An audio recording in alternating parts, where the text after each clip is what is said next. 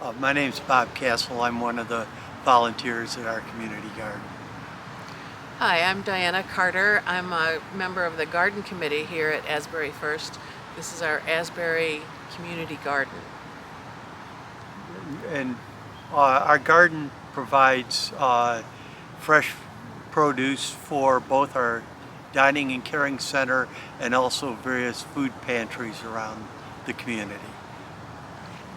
So I grew up out in the country in Bristol in Ontario County, and gardening is just a way of life when you live out in the country. So from a very young age, I participated in family gardens. I became an urban resident in 1987 and grew some vegetables on the porch, but that was about it for a long time. When I married my husband in 1994, we had a vegetable garden in our yard, but as the trees matured and as we got kids along the way, the garden gave way to a play gym, and we didn't have a garden for a while until our community started one, the Wide Waters Community Garden in the Upper Monroe neighborhood, and we were founding members of that group, and we continue to garden there as well.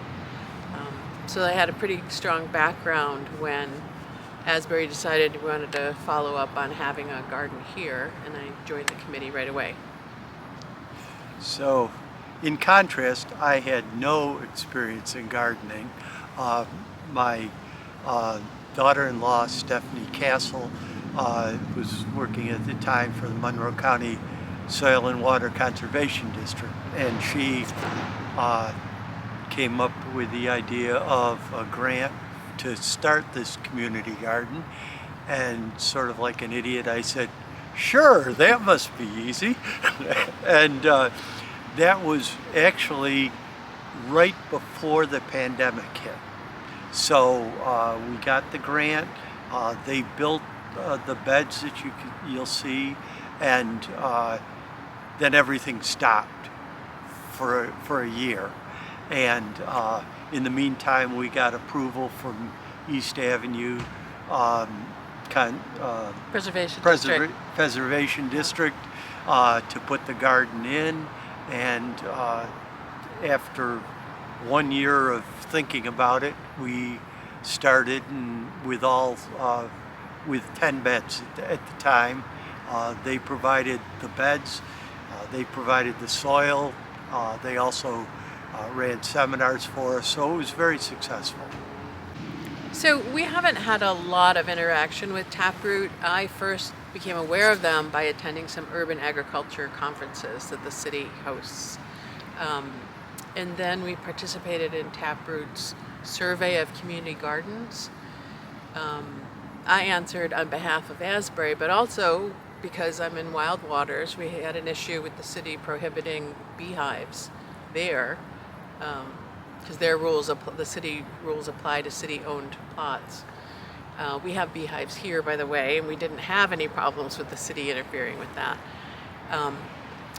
But I was really glad to find out that they were doing things to sort of connect the gardens, because we're rich in resources here and in volunteers, unlike I'm sure some other gardens. But it's nice to know that there's somewhere to turn to if you need some help, if you need some expertise. So if I had $5,000 for a community garden, I'd do just what we did, is use that grant to start a new community garden. It's hard to get started, it's a bit of capital, so it was a blessing for us to have the opportunity to have somebody provide us the money and the funds and the expertise to get off the ground. And once we were off the ground, it was much easier to keep going and keep the momentum going. I think I would use some money to educate urban gardeners about what it entails, to help them get their volunteer groups organized, but also to really learn about what you're supposed to do with the soil. This seems to be the last thing people think that they need to think about, but it's really, really important. We've taken a no-till stance here. It's been an education process. People think you have to get a rototiller in there and churn up the soil, and they aren't aware that that's really bad for the soil. So soil education, helping groups get organized would be my key things.